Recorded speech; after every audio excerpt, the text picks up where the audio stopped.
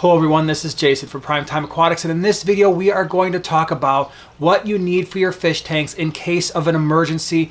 At the time of making this video, the coronavirus is circulating. It is a worldwide pandemic, and as some viewers have asked us, what is it that we should be keeping on hand for our fish, especially if there's a situation where there is a quarantine that lasts for multiple weeks. So we're going to talk about a few things, but we're also going to talk about this more broadly in the case of any type of emergency that's going to be lasting a little bit longer than planned. And so we're going to look at the things that you need for your fish coming up. Hope you enjoy the video.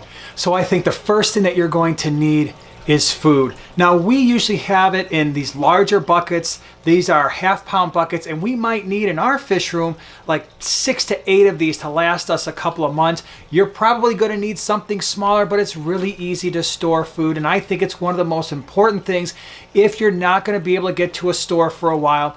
Get a larger package and you can put this stuff in the freezer. That is what we do. You can see here we have our freezer stocked full of fish food. Again, usually enough for a couple months, but even if you have a month's worth of food, that is going to go a long way in making sure that you avoid a lot of potential issues. Now, one of the cool things is when you freeze food, it can last a long time.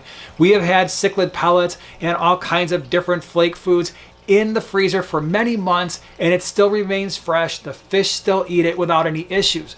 Now, one little secret tip that we do, we will often take fish food out of the larger containers and put them in smaller containers, maybe something like this. Now this has pellets in it, but sometimes we'll even put flakes in here and use this for feeding the fish on a daily basis. So generally what we do is I try to have a package that's large enough to hold enough fish food for at least a few days or a week, just to keep it fresh at room temperature, and then we constantly resupply that package from the food that we have in the freezer. So fish food is definitely something that you want to consider. Have a month on hand, have a larger volume in a freezer, and then you can have a smaller container that you use for feeding the fish on a daily basis, and that's going to keep everything fresh. The second thing that you're going to want is something like this. This is a Dechlorinator. Now this is a powdered form, it's highly condensed, and it works out really well for us because we have so many fish tanks. This is going to last a long time. This is the Fritz ACCR ammonia chlorine chloramine remover. You might want to do, if you've got less tanks, you might do something like a liquid dechlorinator that removes ammonia, chloramines, and chlorine.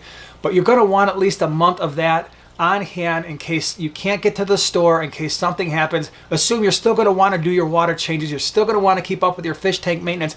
Now, I would say, of all the things we talk about, if you have those two things, you're going to be in really good shape. Now, if you are keeping up with your tank maintenance, even if you can't get to a pet store, the next thing you're going to want in case of an emergency is all of this. Filter floss, lots of it. See, look, this used to be a much bigger roll. No, you don't need that much. But think about your filter media. What are you using? Are you using filter floss? If you are, make sure you have enough on hand that's going to last you for 3, 4, 5 weeks. I will put links to most of this stuff down in the description below. Some of them will be Amazon affiliate links. Some of them will just be to really good places where I think you're going to save some money. But having filter media on hand is going to help when it comes to fish tank maintenance. If you've got your water conditioner, your filter media, you're set there. If you've got your fish food, you're in pretty good shape. The other thing that you may want to have on hand is aquarium salt. Now, aquarium salt can be good for a number of reasons. Some people use it as part of their weekly maintenance routine.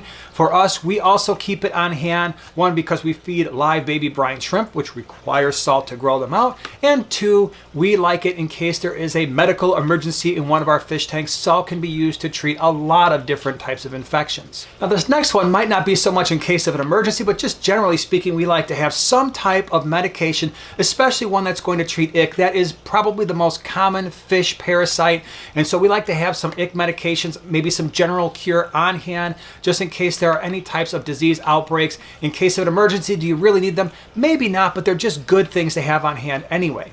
So the next thing you're going to want to consider is a battery-powered air pump. Now, we did a video on what happens when your fish tank filter breaks. Maybe you've got a hang-on-the-back filter, or you've got a canister filter, or in this case, maybe the power goes out. That battery-powered air pump can help for 2 reasons. One, It's going to ensure that your fish are getting a little bit of surface agitation. We're still getting gas exchange. And two, it's going to keep your beneficial bacteria alive that are coating all the surfaces of your fish tank. I will put that video in the upper right hand corner as well as in the description below. I think it can be beneficial, especially if the power goes out. The second thing we're going to want to think of is if we need to feed our fish at all, we're going to want to have some type of a light. Really, the easiest thing to do is just make sure you've got a couple flashlights around, and if you've got a lid on the tank, you can put the flashlight on the lid and that will shine down and give your fish enough light so they can see the food, because most fish are not going to eat when the lights are off. The third thing you might want to think about, especially if you don't heat the room like we do, is what happens if your power goes out and now your heater is out. Maybe it's the winter time and now the temperature in the room is actually going down as well. You might want to consider putting something over the tank. Could you put a big thick blanket over the tank? Yes. That probably only works best if your tank is covered.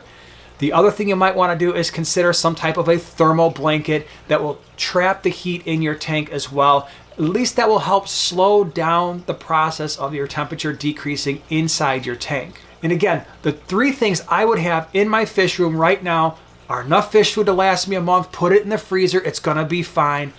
2, I'm definitely going to want to have water conditioner on hand and filter media, especially filter floss if that's what I'm using, and maybe a little bit of salt.